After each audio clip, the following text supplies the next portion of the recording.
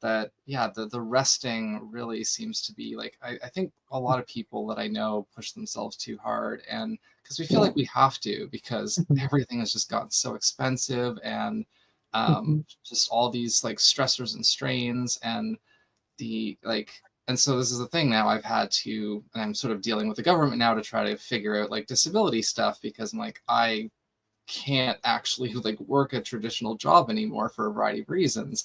Even if I want to, I know it's not going to work for me anymore, for mental and physical reasons. But the resting and being able to like just, well, I did a talk recently as part of a virtual conference, and it was about burnout. And one of the things that I talked about in there was how I had heard that most people seem to have a tendency where they push themselves until their battery dies, and that's when they stop and rest because they have no choice.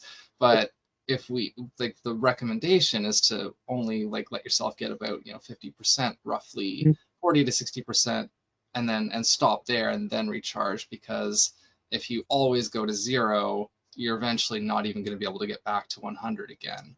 And so if you don't, it's like, I know we're not literally lithium ion batteries. Humans are not are not that, but It's it not is a far bit off. of a similar Mhm. mechanism. If you don't know, with Yeah. lithium ion batteries, it's not good for them to fully Mhm. discharge to zero, recharge to 100, and do that over and over again. That actually Yeah. reduces the lifespan of the battery.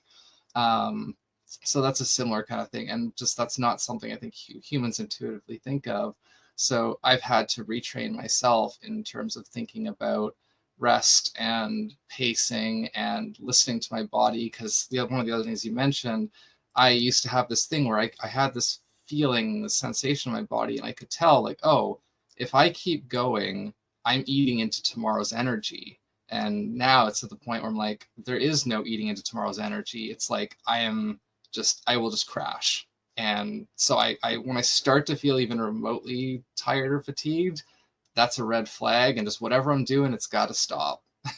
And that's a thing that, like, maybe I'll get better again, but I don't. There's no reason for me to push it like that again. So yeah, it's been a lot of wake up call with this, and this is part of why I'm really glad to be able to get this information out to people.